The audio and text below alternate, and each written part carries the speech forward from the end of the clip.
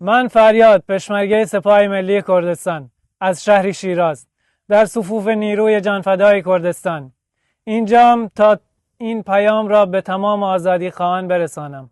اینجا جا دارد که پیام عهد و پیمانم را برای جان پاک شهید نبض و همه شهیدان راه آزادی دوباره زنده کنم که تا آخر نفسهایم در راه آزادی پایدار هستم. راه ما راه حق است و هیچ نیرو و موشکی نمیتواند صدای آزادیخواهی ملت کرد و همه ملت‌های زیردست و اشغال شده دولت اشغالگر ایران را خاموش کند. سرافرازی و پیروزی برای شهید نبض و مرگ و هلاکت برای دشمنان کرد و کردستان و همه ملت‌های آزادیخواه و اشغال شده در ایران. بژی کرد و کردستان، بژی پشمرگه.